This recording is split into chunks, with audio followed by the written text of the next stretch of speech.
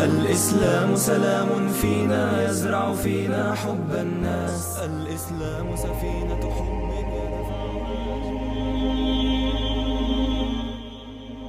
اور ایک روایت میں آتا ہے کہ یہاں حضور نے فرمایا فی خمس لا یعلمہن الا اللہ، یہ تو ان 5 چیزوں میں سے ہے جس کا علم اللہ کے سوا کسی کو نہیں۔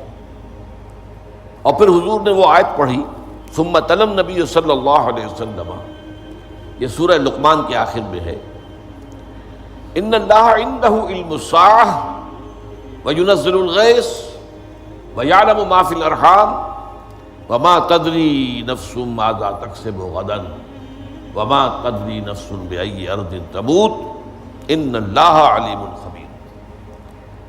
اللہ تعالیٰ ہی ہے جس کے پاس قیامت کا علم ہے کہ وہ کب آئے،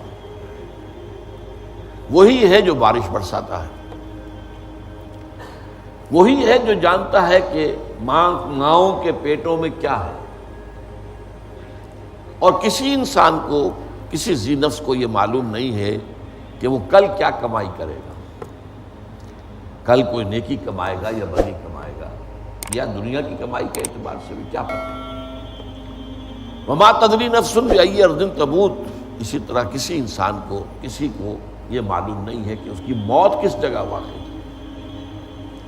کیا پتہ ہے ساری عمر تو اپنے شہر میں مقیم رہا اور آخری وقت میں کسی سفر پر نکلا اور سفر میں موت آ گئی، تو کچھ معلوم نہیں موت کہاں آئی۔ ان اللہ علیم خبیر، یہ تو اللہ ہی ہے جو ہر چیز کا علم رکھتا ہے اور ہر شے سے باخبر۔